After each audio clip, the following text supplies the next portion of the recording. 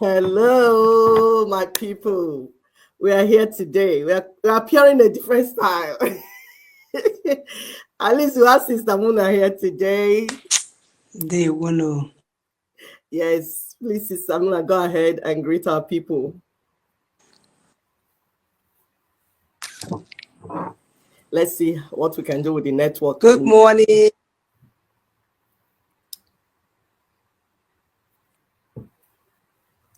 Yes, good morning. Good morning, my wonderful people. Ụtụ ọma nụ. Ụmụnne m ndị eji eme ọnụ, ụmụ Igbo ndị ọma, ndewonu. Okay. Of 2020. The network is shaking, but we will go with it. Okay, how is it now? Okay, it's better. Okay, I'll face it this way. Okay. Please continue to share. Sister Muna in the building. Yes. Yes. Ụtụtụ ọma nụ, the God of our ancestors is in control and we are doing well. Yes. We are well. Welcome to the program. We are absolutely happy to have you guys here today. As usual, continue to help us to share, like, subscribe, all those fancy things we need to do to get this message across to our people. Welcome to the program. Thank you so much, Sister Muna. Thank you, our viewers. Thank you, those that are stumbling on this video for the first time. You are welcome. Our subscribers, we appreciate you. Please subscribe if you have not, because you will need the information coming from this platform in the days ahead. A lot of things will be happening, but you will need to be informed so that you be in the right side of things happening. You don't become casualty anyhow, because if you do anyhow, if you see anyhow, we don't want you to see anyhow. So my name, of course, is Ekwi Eputasinam Madibege Eputasinandibo, because we are here to do good. We'll play our first video.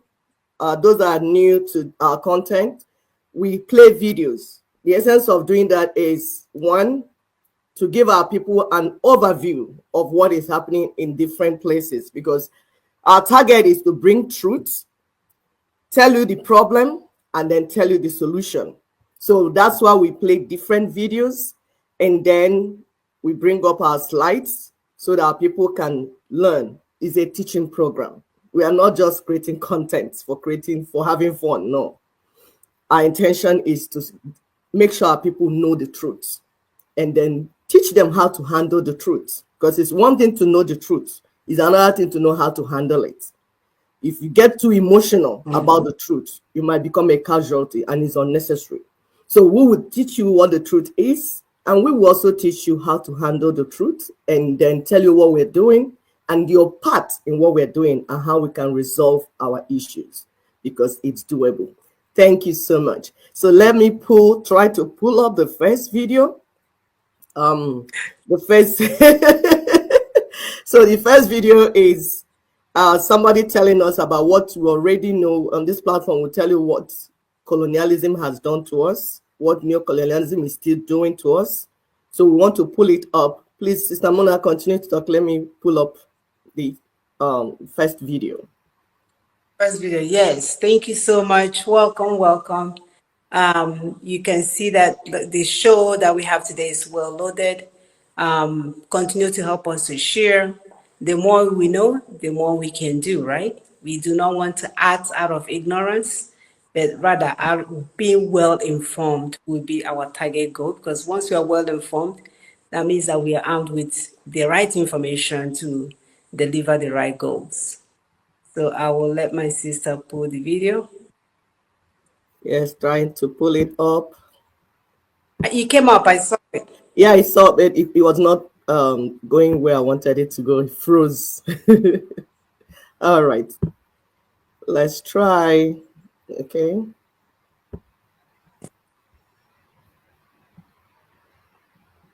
Do you know that Africa has been put in a structural trap by Western colonialism? It led to the results many parts of Africa is still facing struggles like poverty, malnutrition, and instabilities. Listen to African expert Fidel Kubo explains. There's a very simple, straightforward explanation, which is the colonial legacies. And of course, a lot of people say, well, come on, colonialism is over. It's been, several decades since independence, but we have the unfinished business of decolonizing economic structures. So I focus on the economic structures that actually produce the results that we're looking at.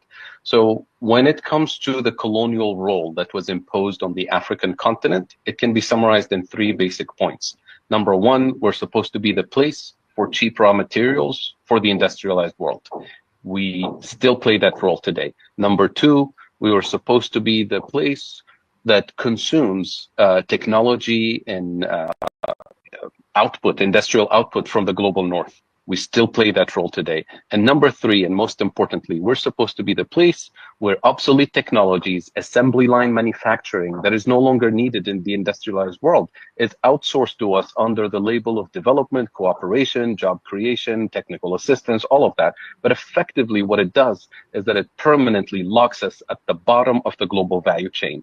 That was the role we played during colonial times, and unfortunately that is the role we continue to play today. So colonialism, of course, was not a system for development. It was not designed to achieve sustainable development goals or a just transition or justice or anything. Colonialism was a system of extraction, of abuse. We should not be surprised that the same colonial structures, economic colonial structures that persist today are producing these bad results of malnutrition, of poverty, of socioeconomic exclusion.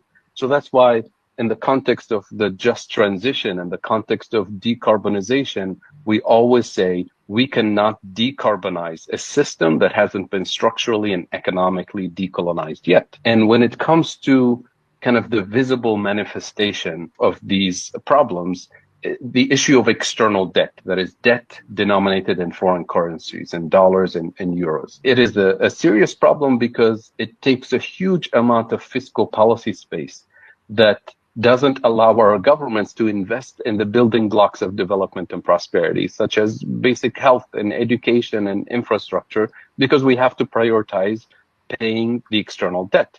But external debt is actually a symptom of deeper structural issues that have colonial roots. Number 1, food deficits. Number 2, energy deficits. And number 3, manufacturing deficits. And I can explain each very briefly so we can understand why these are fundamental. When I say food deficits, according to UNCTAD, the UN Conference on Trade and Development, Africa today imports 85% of its food. 85%. When less than 100 years ago, during colonial times, we used to be the breadbasket for colonial powers. And what happened is that there's a redesign of the system as soon as we gained independence. In 1955, for example, in Europe, at the Treaty of Rome meeting, the Europeans said we have a food security problem for Europe because they were so dependent on Africa. And that introduced the Common Agricultural Policy, which is in place to this day. So what is CAP?